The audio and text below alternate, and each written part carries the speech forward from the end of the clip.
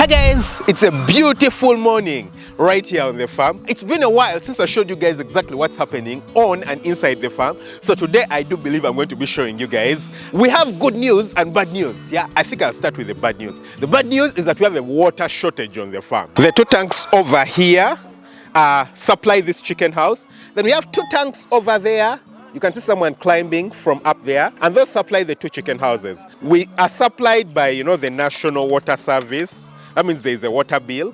But over there, we also collect rainwater. Can you see the tank right there? It's a huge tank. It gets water from, this chicken house over here. Now, over the past 2 days, I think the national water supply got a problem, and we also haven't been having rain, so we don't have any water in the huge tank. So what we are doing is that we are using the tricycle right there, as you can see, to collect water in jerrycans from the borehole and fill, put it inside those tanks. That's what we are doing at the moment. Now, of course, that's not sustainable at all. I mean, it's not sustainable. What happens if we run out of water for a really long time? Trouble, serious trouble. So what I'm going to be doing is that very soon I'm going to be getting boreholes. I mean, sinking a borehole, not boreholes. I've tried digging boreholes here on the farm, and twice were unsuccessful. We got to really, really hard rocks under the ground.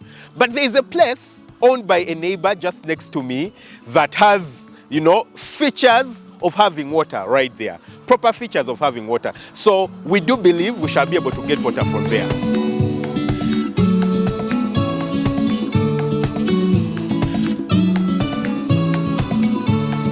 So I've talked to my neighbor, and he's agreed.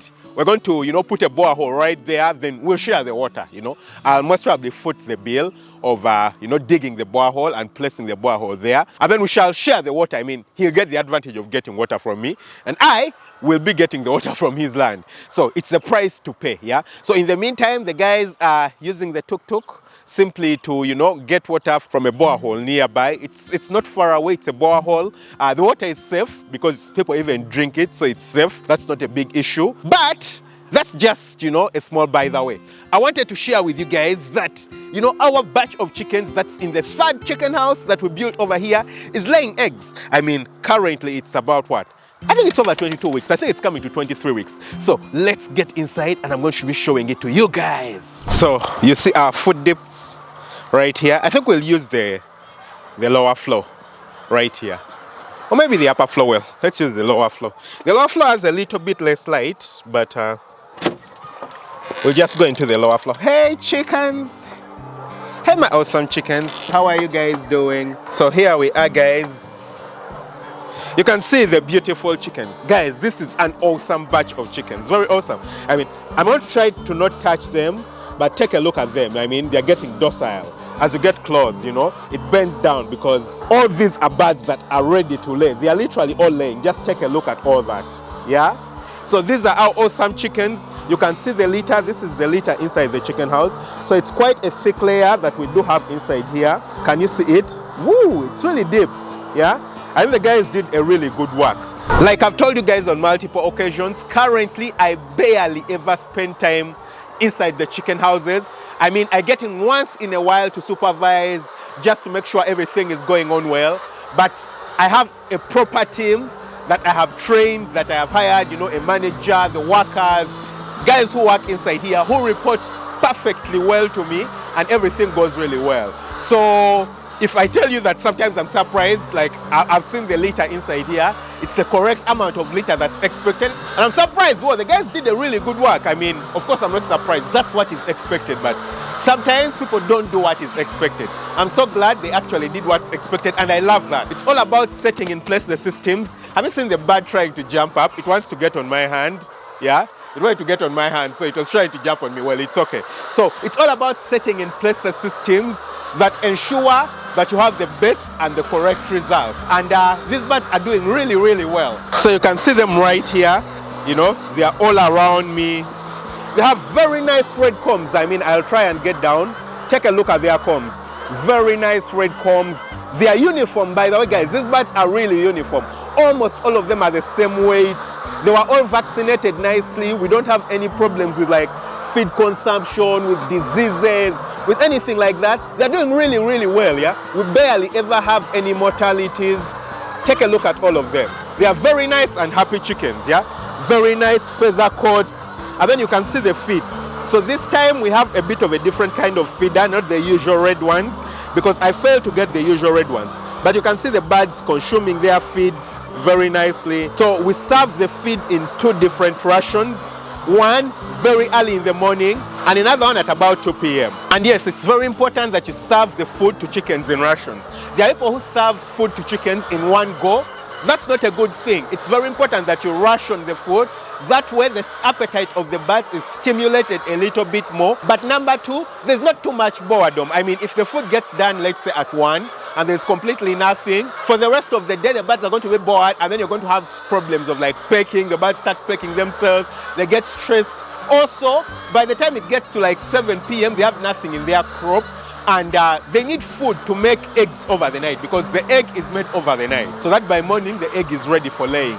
So you try to make sure that the food is availed, you know, in the mornings and in the afternoon. And interestingly, by the way, following the natural behavior of chickens or birds, birds usually consume more food in the evening than in the morning. Yeah, that's the interesting bit. So if you're going to be rationing the food, you know, you can do a 50-50, but if possible a 40-60 is even a better, you know, way of rationing the food. You give them a bit less food in the morning and a bit more food in the afternoon.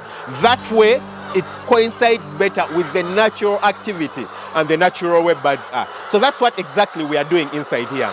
And at the bottom right here, we have about 1,250 birds, a total of 2,500 birds down and up. So we're doing really well. And then right here, you'll see the drinkers. Yeah, these are our beautiful automated drinkers. Just told you guys that we have a water problem. But because the tanks right there, I don't know if you can see them. Yeah, you can see the tank stand just outside there. Though that supplies only one house. Unlike the other one that supplies 2 houses, you know, the upper house and the lower house. This one supplies just 1 house. So we still have a bit of water, and it will take us a little bit of time. Oh, we have a flow egg. So you want to avoid having flow eggs. Yeah, so we have a flow egg. Maybe that means that we need to get a bit more laying boxes inside here. If you're having flow eggs, you need to get a bit more laying boxes. Yeah, and other flow eggs right here. Okay, so let's get I'm going to tell the guys to start collecting the eggs immediately so that we don't have flow eggs. You know, having flow eggs is not a good thing. If you start having flow eggs, then the chickens can start, you know, breaking the eggs and pecking on the eggs, and you start getting issues. So as you can see, the birds are laying inside there. I think you can see very clearly. Yeah, the chickens are laying very beautifully. Yeah, take a look at that. Yeah, so we have quite a number of laying boxes. We have another one there, another one here, you know, there, like that. You can see quite a number of laying boxes inside the house, but it looks like we might need maybe a few more to cater for our needs, because clearly we are having way more flow eggs than I would want. This is another flow egg right here. Yeah, you don't want to have flow eggs. You can see inside there the chickens are laying another flow egg, and usually you'll find the flow eggs next to the laying boxes. So what happens is that the birds want to enter, but then they find that there's too much traffic inside, so it just decides, you know, to sit outside and lay outside. So whoa, a lot of flow eggs. That's not a very good thing. That's something that, you know, we need to do something about, and that simply means making maybe a few extra laying boxes, a bit more flow eggs than I would honestly want. Okay, so I'll just try to move around, and very interestingly, as I move, the chickens keep following me. Can you see that? Yeah, as we move, the chickens follow us. So it's very beautiful. Yeah, very, very beautiful. You can see the water. I've already told you guys. Yeah, so we have enough drinkers.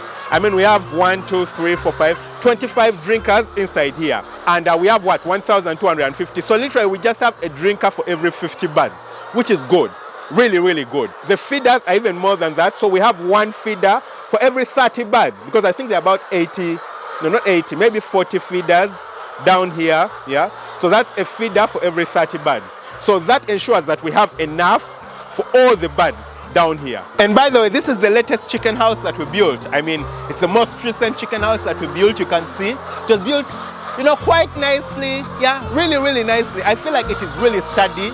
Like I've shared with you guys before, I believe this is the best chicken house I've built until now. Very lovely, very wonderful. Yeah, and it's doing really, really well.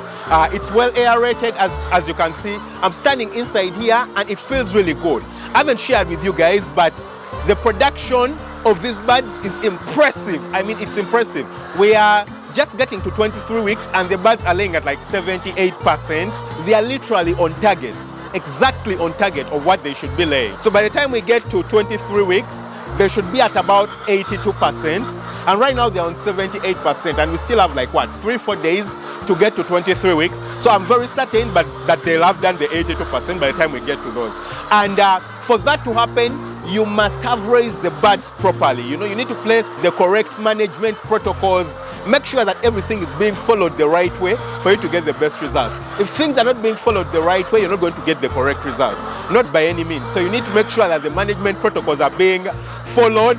And these are things that I'm going to be talking about in the Farm Up Academy for anyone who wants, you know, to learn these things. And right here you can see the trays.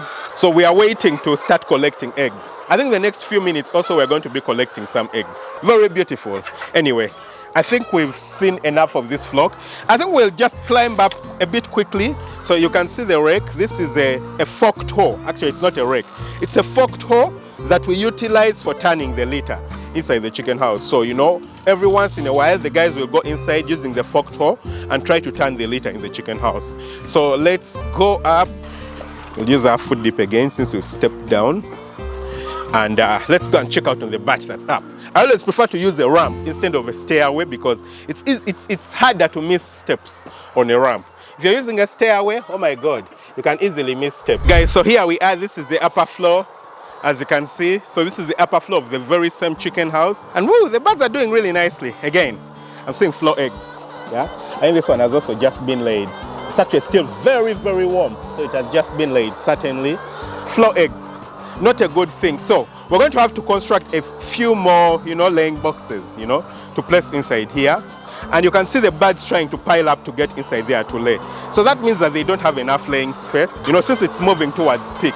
So we're going to have to, you know, get a few more laying boxes, maybe 2 or 3 to place up here and 2 or 3 to place at the bottom area. So meanwhile, the interesting bit is that, can you see that area there? It is piled up and this area is empty. I mean, there is empty boxes up and down. And that's the interesting thing about chickens. When they decide that they prefer to, you know, lay eggs from a particular area, they usually just go to that exact area. You'll find that other places are empty, yet another place is full and it has a lot of traffic. So I really find it weird and interesting, but well, that's what always and usually happens. So again, you can see the birds feeding very nicely. Yeah, you can see our drinkers right here.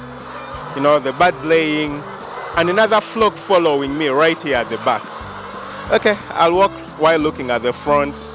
And the person this side is already collecting eggs, yeah?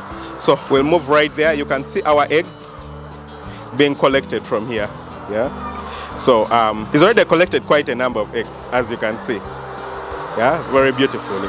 And now he's placing another tray on top to collect the eggs. So these are our plastic trays that we use to collect the eggs, as you can see. They are beautiful eggs. I'll probably pick up just one of them, yeah? So considering the fact that the birds just started to lay, I mean, they're just a few weeks into their laying, I think the egg size is really good. It's really, really good. Very beautiful. We'll probably need to weigh the egg and see how heavy exactly the egg is. But I honestly think the egg size is really good for our demands. And as you can see, it's our first collection of eggs in the morning. But he's already collected quite a number of eggs. Take a look at that, yeah? Quite a number of eggs. Quite a number of eggs. So it's very beautiful being inside here. I think we're on the right track. As you can see, the feeders are almost done. I mean, it's 9 a.m. and the feed is almost done. So by like 11 or midday, this will be empty. And then we'll make our next serving at around 2 p.m. So we'll move out. I'll show you guys briefly where we do store the eggs and where we clean the eggs from. Just very briefly. So you can see him.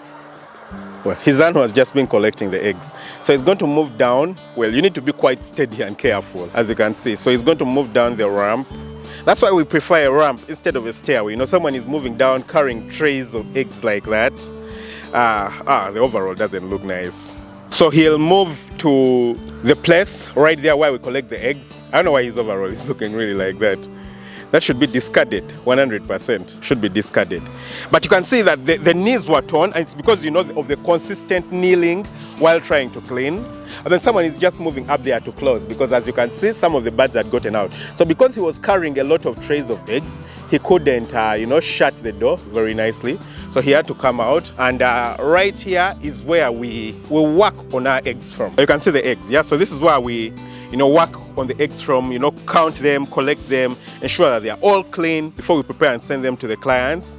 And I'll show you guys a bit of yesterday's collection. You can see it right here. So this is just a bit of yesterday's collection. It's quite a number of eggs, and we have run out of trays. Yeah, we've run out of trays. I think I have a bit less trays than required. So I think in the next 2 or 3 days, I'm going to get a bit more trays. So because of that, we have a bit more eggs, and we don't have sufficient trays. But you can see it, I mean, a lot and a lot of eggs. Take a look at this. Yeah, a lot of eggs. Woo! So of course, by the end of the day, we'll have a bit more trays, because we're going to do some deliveries of eggs to clients. So we're going to free up a lot of the trays, and that's, you know, you saw the tuk-tuk guy, the guy who was, you know, carrying the water. After he gets done with that, he's going to carry some of these eggs, go and do some deliveries, and then we'll have empty trays coming back to us. So we'll be able to transfer all the eggs that are in the buckets and, you know, the huge basins over into the trays. So, but that's not an ideal situation. You want to make sure that all the eggs are in trays. So I'm going to have to purchase a few more trays, something like that, maybe 1,000 or something like that,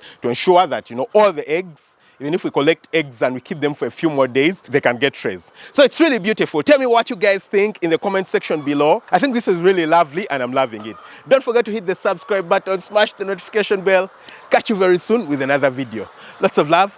Bye-bye.